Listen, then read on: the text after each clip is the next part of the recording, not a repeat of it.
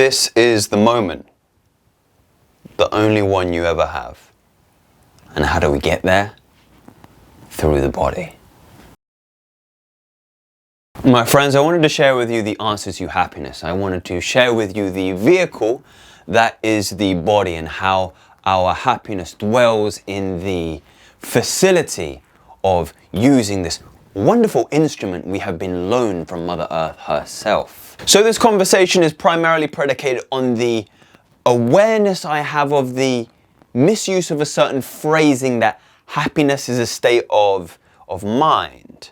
I have difficulty with this expression because it infers that your identity is something to do with your thought process. To be in a state of mind is associated with your well-being and the thoughts that, again, arise from it. But what if we only harbor bad thoughts? Thoughts about past situations we wish we could change, which still influence our decision makings in the now, in this moment in front of us. Conversely, what about good thoughts? I can hear all of you now perpetuating this notion of positive thinking through the camera at me. However, the scenario I invite you to think about is try telling a depressed person to think positively. And this is a mistake that I am often guilty of, that I have perpetuated myself, and I will probably continue to be making those mistakes. Look, it is true that positive thinkings can create positive emotions, which in turn manifest into positive actions, habits, character, and so on. But how do we access this point of positive thought creation in the first place? In essence, how do we begin to take the first steps towards liberation from our minds and, again, those negative thoughts that harbor and anchor us into past events? The answer, my friends, is through the medium that is the body and subsequently this moment now. So I'm going to talk about the vehicle to the now, that the body is the vehicle to the present moment. The present moment is something I cannot describe to you. It can only be felt and subsequently experienced. The reasoning behind the advocacy of physical activities for mental health, such as yoga, weightlifting, and even art therapy.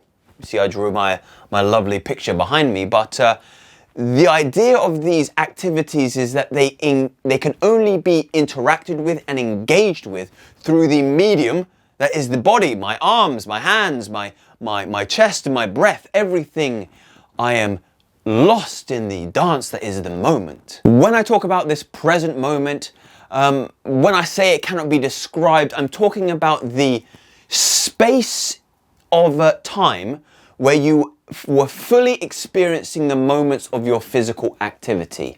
The moments where we are so in our bodies that thoughts, a sense of self, and even time cease to exist. There have been many attempts to describe what I'm sharing with you, but again, words fall short to draw the comparison to the splendor of the moment. I simply cannot articulate it to you through words. It's something you must have felt. It's more of a feeling than anything. It is in these moments that you will create the gap of experiencing the world as, insert your name, the depressed individual, and just experiencing. Even your name disappears in this moment, in this dance.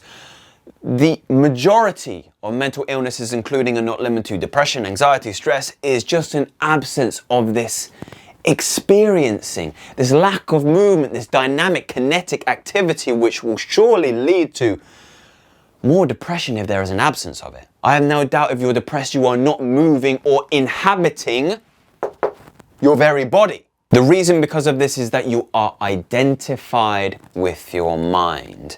The real scary thing about this is that your ego will protect you, and it will protect you ferociously because it's your identity. If you even attempt to do something unconventional or unpredictable, something that is not congruent to the character that you have in your head, like engaging in a tap dancing class, you'll hear that familiar voice.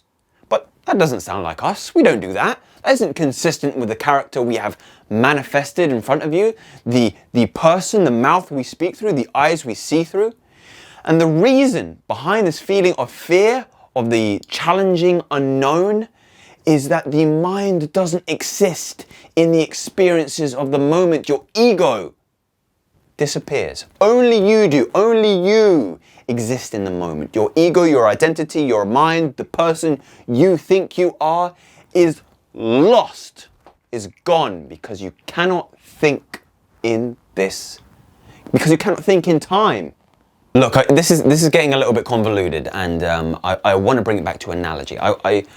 The example I'm going to give, it's like flying with no navigation. Okay, you're on a plane, you're in the cockpit, but you've got no navigation system. You have no technology or GPS to show you where you need to go. Your points of reference are sporadic. They're all off. You have nothing to rely on but your body.